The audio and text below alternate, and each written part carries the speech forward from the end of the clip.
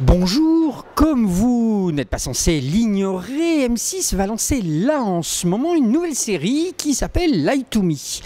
Et le seul souci avec cette série, qui est ma foi très intéressante, c'est que quelque part elle ne peut que faire penser à une autre série qui a cartonné ces derniers temps sur une autre chaîne, on va la citer, TF1, à savoir The Mentalist. Grosso modo, c'est un peu le même sujet, mais c'est peut-être pas tout à fait la même série. Alors, est-ce que c'est vraiment difficile pour une chaîne de passer après un carton ? Comment faire en termes de marketing? Quelles sont les difficultés? Pour répondre à ces questions, en 3 minutes 30 chrono, j'ai la chance d'avoir avec moi Christine Bouillet qui s'occupe des séries, de la programmation des séries sur M6. Je sais, c'est un raccourci, mais enfin quand même. Bonjour Christine. Bonjour Alain. Alors, bon, Lie to Me, c'est aussi un enquêteur, c'est quelqu'un qui détecte donc les mensonges rien qu'en regardant les micro-expressions des gens, donc c'est un peu mentaliste. Alors vous, votre difficulté pour lancer ces séries, c'est quoi? Vous passez derrière, quoi. Oui, on passe derrière, en tout cas on passe après. C'est normal qu'on pense à mentaliste quand on parle de Lie to Me, ne serait-ce que parce que ce sont des enquêtes policières qui sont résolues à partir de l'observation du comportement humain.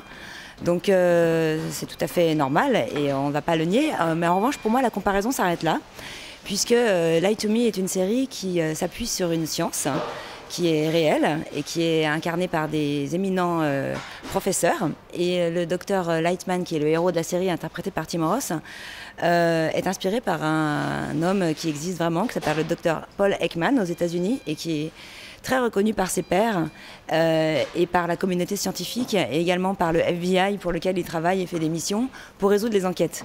Voilà, donc on est dans du concret, on est dans du réel. Et vous, votre optique, c'est justement pour lancer cette série, si vous allez jouer sur le fait que, là, attendez, c'est pas de la fiction, tout ça est basé sur de la réalité. C'est pour ça que, là, en fait, pour tout vous dire, on sort d'une conférence de presse dans laquelle, en plus de l'épisode, on a eu droit à tout un discours extrêmement intéressant de la part d'un spécialiste français qui nous a expliqué la micro-expression. Donc, votre optique marketing, c'est ça, c'est de dire, nous, c'est du vrai, c'est du vrai. Voilà, c'est du vrai, c'est du concret, c'est du réel, ça existe vraiment. Les épisodes sont tous inspirés de cas réels qui ont vraiment existé. Alors bien sûr, après, pour les besoins de la fiction, on ramasse tout ça en 50 minutes, mais ce sont des vraies enquêtes qui ont eu lieu. Et surtout, cette série, quand vous la regardez, vous pouvez immédiatement, après avoir vu un épisode, vous servir de ce que vous avez appris dans l'épisode pour déterminer dans votre vie quotidienne si vous êtes en face d'un menteur ou d'une personne qui vous dit la vérité, ce qui n'est quand même pas négligeable dans la vie de tous les jours. Oui, ça veut dire que vous allez faire capoter les couples, des relations, etc. Super, bravo, je vous félicite. Bah, écoutez, ça sert toujours de savoir si que votre mari ou votre enfant vous dit la vérité lorsqu'il vous décrit ce qu'il a fait la veille au soir. Parce que si vous regardez les premiers épisodes de Lie to Me, vous saurez comment décrypter la description que vous fait une personne de la soirée qui vient de passer, entre autres. Alors moi, je vais encore aller dans un autre sujet, mais enfin, pas réellement, toujours sur Lie to Me. Bon, d'un côté, on a la vedette de Mentalist, d'un autre côté, on a Tim Roth pour Lie to Me, qui est quand même un très grand acteur. Cependant, il faut bien reconnaître que les deux ne sont quand même pas dans le même créneau, on va dire. D'un côté, vous avez un super beau gosse qui a fait tous les couvertures de magazine. Est-ce que vous pensez que ça peut être un obstacle, Tim Roth, quelque part, même si c'est un acteur formidable, c'est pas moi qui vais vous dire le contraire, mais Mentalist repose beaucoup sur la personnalité et sur le charisme de son personnage principal, non ? Je ne pense pas que Tim Roth manque de charisme. Alors certes, il a un look peut-être un peu différent, mais après chacun ses goûts. Moi, je vous dirais pas personnellement le mien, mais Tim Roth, je trouve qu'il a quand même pas mal de classe. Et puis surtout, il a un talent énorme en tant qu'acteur.